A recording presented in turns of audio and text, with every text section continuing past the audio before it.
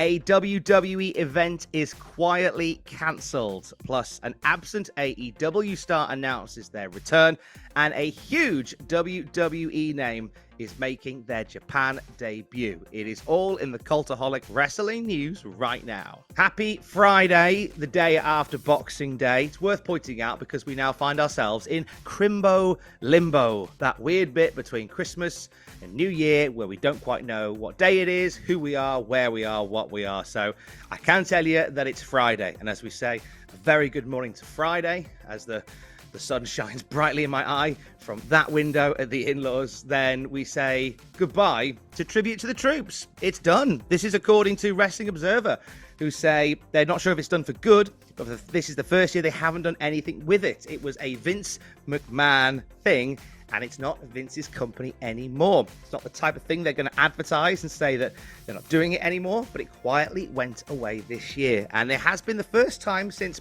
2003 that we haven't had a Tribute to the Troops show within the company at all.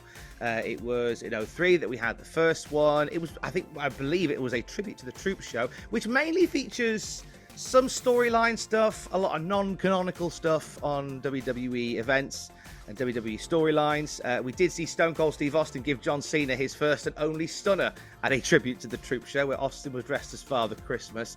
We had JBL in a hazmat suit one year and a Tribute to the Troops show as well. And after the first few that were set on American military bases in Iraq and Afghanistan, they were moved to arenas in the States, and there was a special homage paid, a Tribute to the Troops paid at Tribute to the Troops.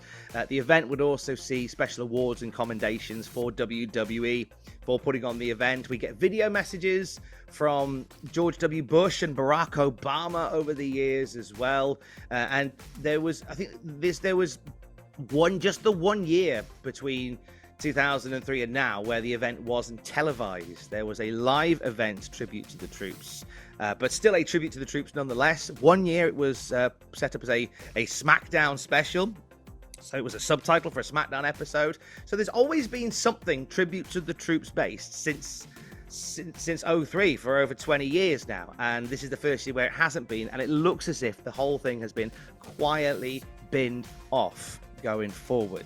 In terms of whether they'll bring it back again, I think as it's been said in reports, it was a Vince thing, and maybe there's so much other stuff going on in the company at the moment that it's just something that they've just maybe and seemingly quietly binned off. Some good news on Christmas Day for Tay Melo, for Tay Conti, AEW star who we haven't seen for a long time. She stepped away. She's become a mum. She's come back from numerous injuries and ailments, and it's been confirmed in a very emotional video that was shared yesterday that she's getting back into the ring. She announced that she's going to be making her in-ring debut for Stardom at New Year Dream on Friday, January the 3rd.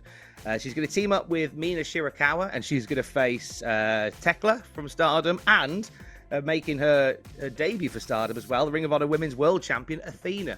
An all-star tag match that will feature the return of Tay Melo, or Tay Conti as we love her. This is going to be her first match, it's in a long time, and she said she's bringing her daughter with her. She's bringing Luna with her to Japan. So I'm looking forward to video blogs of Luna experiencing life in Japan. Delighted for Tay to see her back getting into a ring. Really delighted for her. Staying in Japan, huge name heading to Japan. Quite literally a huge name, as Omos is back on the books, baby. Where are our Omos sapiens in and amongst us? Hello to you. We are delighted to say that Omos is back in the spotlight, and he's heading to Japan because Pro Wrestling Noah are putting on the New Year event on January the 1st. Already set to feature WWE US Champion Shinsuke Nakamura facing Ulka Sasaki. Jack Morris has announced he's going to be competing in a tag match against Naomichi Marufuji and Takashi Sugura, and he's revealed that he had a mystery tag partner in mind. And that tag partner mystery has been resolved. It is, of course, the big boy Omos. Now, Noah actually spoilt this a little bit. They didn't mean to. They were too eager to add Omos to their roster page. So that went up on the roster. The roster page suddenly included Omos, and then it was announced and made official soon after that, yes, Jack Morris's tag partner is Omos. And he hasn't done anything in WWE for ages, like not even been doing live events and sort of grinding XP on the house show loop. He's just been out of the mix. Making videos about his favorite fragrances and aftershaves on his YouTube channel. That's kind of all he's done. We can't quite understand why. He's a guy that has a real special attraction energy, but they're not even using him as a special attraction. They're just not using him at all.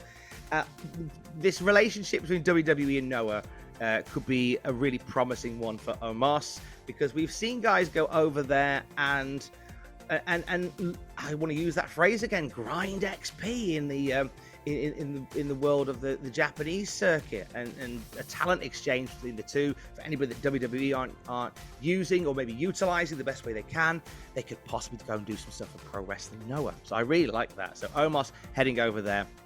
Look out for that one on the New Year event, which is coming up on January the 1st. It's the one that will also feature Shinsuke Nakamura versus Ulka Sasaki. And finally, we send our best wishes to the friends and family of Jeremy Layton, who NWA fans will know as Jax Dane. We got the very unfortunate news that Jax Dane passed away on Christmas Day at the age of 48. A statement was released by the National Wrestling Alliance that say that Jax Dane's death was a result of complications following a heart attack that he suffered back in November. As well as competing for the NWA, you would have seen Jax Dane wrestle for Impact, wrestle for New Japan when he was in a tag team with Rob Conway. He's been part of OVW as well, among other places too. But he found his greatest success under the banner of the NWA, former world's heavyweight champion for over a year, dominating the scene between 2015 and 2016. Also former NWA tag team champion, former national heavyweight champion, former North American champion as well. Whilst he has been all over the wrestling globe, his best success was part of the NWA, so it was only fitting that Billy Corgan was the one to lead the tribute. Billy Corgan of the NWA said, "Jax Dane loved professional wrestling deeply. He certainly loved those he fought and rode with. I know I speak for all of the National Wrestling Alliance when saying Jax will be missed. We will do our best to honor him and make his family proud as we carry forth. There are those men and women who carry the legacy of a champion because they have risen to such heights, and there are those that can earn the respect of a champion simply because of who they are. To this, I can say, simply and personally, that Jax was such a man and will forever be in our hearts." And we at Cultaholic echo the sentiment, and we send nothing but our best wishes to the friends and to the family of the late, great Jax Dane. For the very latest wrestling news throughout the day at any time, you can check out cultaholic.com. Stay safe and love you. Bye.